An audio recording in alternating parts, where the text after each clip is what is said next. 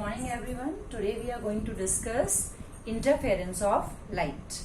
So as we discussed earlier also, interference means whenever there are two light rays coming from two coherent sources, then they interfere with each other, means the light energy get distributed, right? So as we discussed in the previous video, what are the coherent sources? Coherent sources are those sources which have same amplitude, same frequency, and they are moving in the same direction, and they have constant phase or zero phase difference, right? The phase is also same. Say when we are talking about a light, there are millions of light particles or light corpuscles moving. So everyone is having a different phase. When we talk about two different sources, they can never ever be coherent. So the basic condition for getting the interference is the sources should be coherent in nature, right? So interference is the phenomena of redistribution of light energies. See, earlier the ray optics, as per the corpuscular theory of Newton, whenever there is light coming from source 1 and light coming from source 2, it used to be assumed that whenever light is coming from so many sources, there has to be some light on the screen, some resultant light.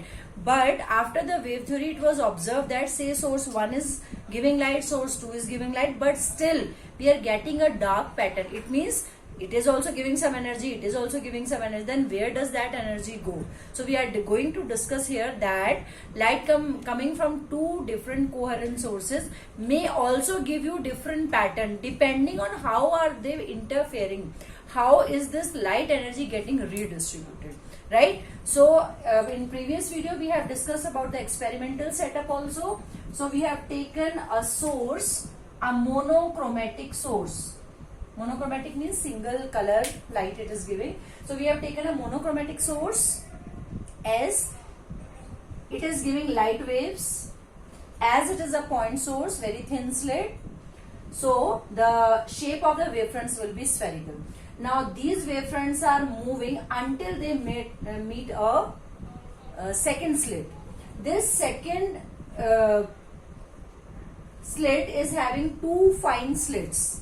This second, whatever obstacle is ahead, is having two fine slits. Let us say source 1 very narrow slit and source 2 separated by very small distance. In the original experiment done by Thomas Young, this distance was in millimeters. Millimeter also less than even 1 millimeter.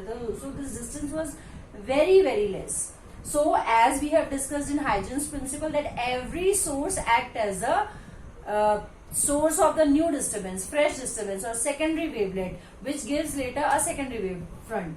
So these light rays will be obstructed here, these light waves will be obstructed here, but this source, which is a very fine slit, will act as a new source of disturbance, new wave. So it start emitting waves. I have shown these waves by the green lines, right? Similarly, second source will also act as a fresh source as per the Huygens second principle. So this will also give the red spherical wave fronts is the wave emitted by S1 and S2. So S1 and S2 are two coherent sources which are emitting light. Now these light waves, the red ones and the green ones, will interfere with each other.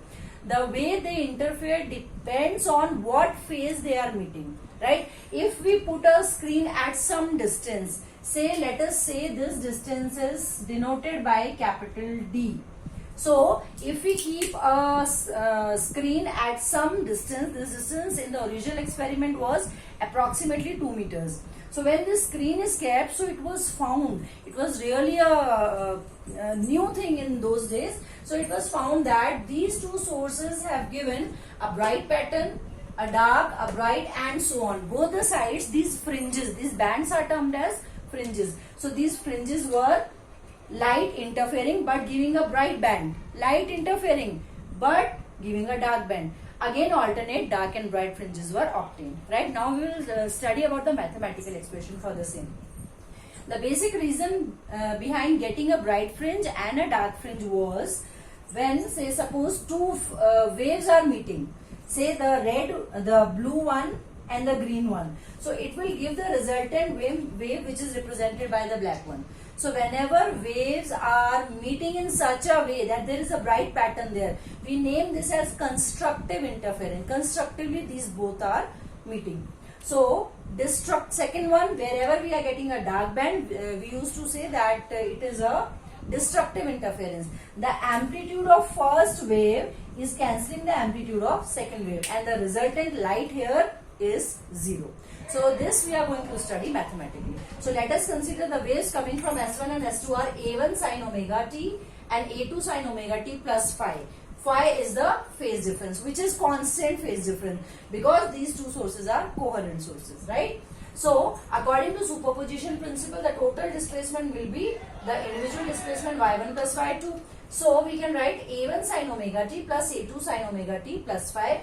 Proceeding, we will get A1 sin omega t plus A2 sin A plus B. Formula you know, applying the trigonometric formula, sin A cos B plus cos A sin B, right?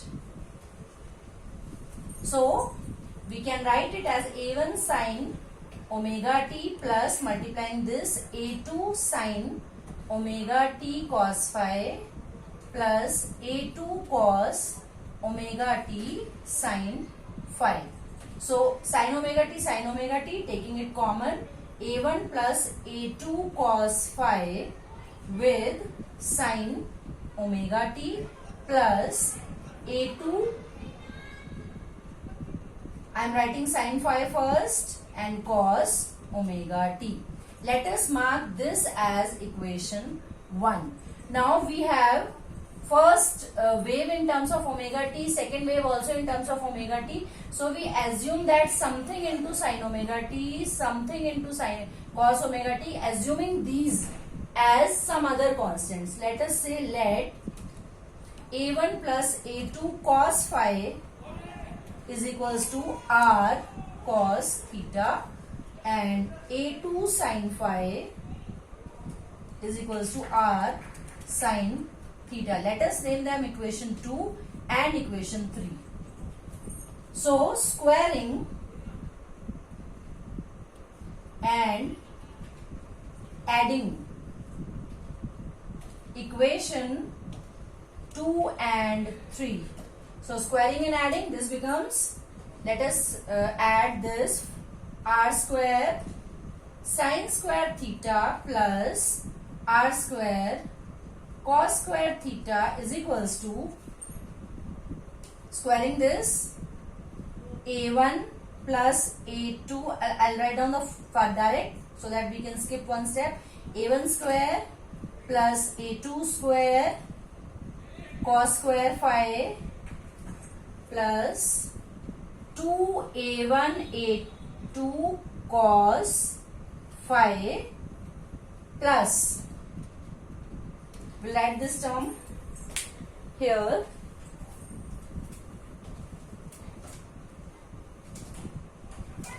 yes, we'll write this term again, r square sin square theta plus r square cos square theta is equals to A1 square plus A2 square cos square phi plus 2A1 A2 cos phi plus square of this A2 square sin square phi. Now A2 square sin square phi, A2 square cos square phi. Similarly, r square into sin square theta plus cos square theta you have already studied, that is 1 is equals to A1 square plus A2 square cos square phi, taking A2 square common, into sin square phi plus 2A1 A2 cos phi, right? So r square will be A1 square plus A2 square, this becomes 1 into 1 plus 2A1 A2 cos phi, right? Even if you don't write this one, this is understood, right? So this is the expression for r square. Now what is r square? R square is, if you keep it here in equation 1, y is equals to r sin omega t What is the value of this? Sin omega t into r cos theta plus, putting this in the second term, r sin theta, r sin theta cos omega t. So if we look carefully in equation 1, so we can say that